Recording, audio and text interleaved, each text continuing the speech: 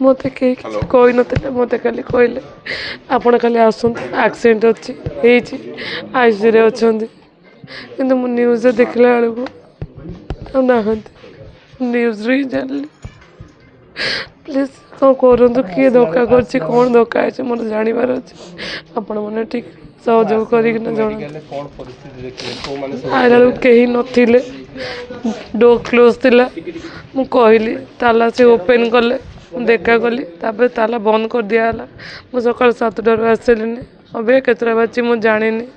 ଜଲ୍ଦି ଟିକେ ହେଲେ ମୁଁ ନେଇକି ଯିବି।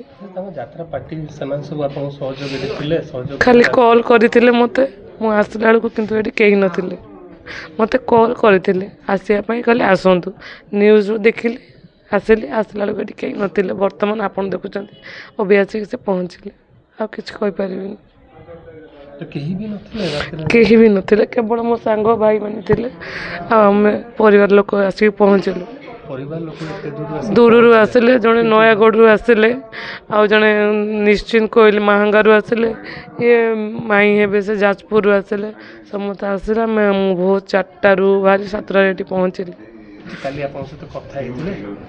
କାଲି ମୋ ବାପାଙ୍କ ସହ କଥା ହେଇଥିଲେ, ମୋ ସହ କଥା ହେଇନାହାନ୍ତି। ମୁଁ କାଲି ଯାଉଛି ଏତିକି କୁହନ୍ତି, କାଲି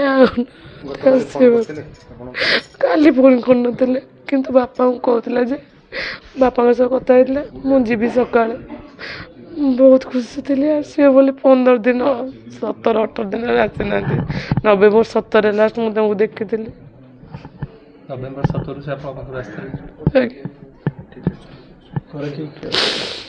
ମୋ ଶାଶୁ, ମୋର ଗୋଟେ ଛୋଟ ଛୁଆ 3 ବର୍ଷର, ବାପା ମା ଭଉଣୀ ଏତିକି। କିଛି ଦାବି ନାହିଁ, ମୋର ତ ସବୁ ସରିଗଲା, ଦାବି କିଛି ଦାବି ନାହିଁ।